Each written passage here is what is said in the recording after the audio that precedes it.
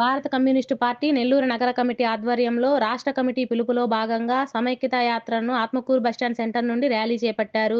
CPM Nellore జిల్లా కార్యదర్శి మూలం రమేష్ ముఖ్య అతిథిగా పాల్గొని ప్రారంభించారు. సమైక్యతా యాత్ర సందర్భంగా నిర్వహించిన సభకు సిపిఎం నెల్లూరు నగర కార్యదర్శి కత్తి శ్రీనివాసులు అధ్యక్షత వహించారు.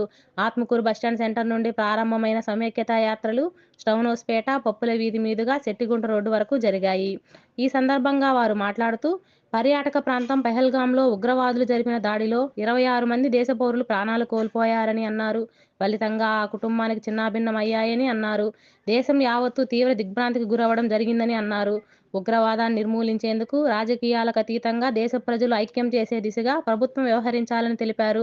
పెహల్గాం దాడులలో చనిపోయిన మృతులకు, యుద్ధంలో చనిపోయిన వీర జవాన్లు నివాళులర్పించారు. ఈ కార్యక్రమంలో సిపిఎం నగర కార్యవర్గ సభ్యులు నాగేశ్వరరావు, షేక్ మస్తాన్బీ, పి సూర్యనారాయణ, కాయంబు శ్రీనివాసు, నగర కమిటీ సభ్యులు బిపి నరసింహ, కత్తి పద్మ, చిరంజీవి తదితరులు పాల్గొన్నారు. పార్టీ ఆధ్వర్యంలో నెల్లూరు నగరంలో ఆత్మకూరు బస్టాండ్ నుంచి యాత్ర బయలుదేరింది.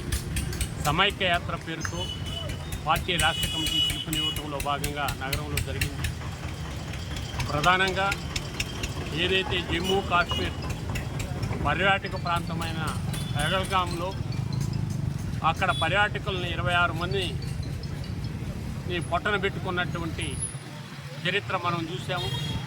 ఉగ్రవాదుల దాడిని సిపిఎం పార్టీ ఆ రోజే ఖండించింది. ఉగ్రవాదాన్ని అణిచేయాలని సిపిఎం పార్టీ చెప్తుంది. అన్ని రాజకీయ పార్టీలు కూడా ఈ దేశ ప్రధానికి ఉగ్రవాదాన్ని అణిచేసేదానికి మేమందరం కట్టుబడి ఉన్నాము.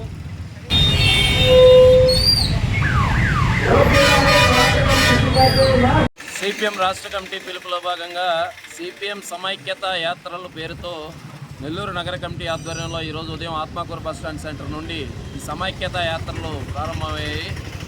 ప్రధానంగా భారతదేశంలో ఉగ్రవాద దాడి అనేటటువంటిది పహల్గాంలో జరిగిన తర్వాత జాతి యావత్తు కూడా తీవ్రమైనటువంటి దిగ్భ్రాంతికి గురైనటువంటి పరిస్థితి.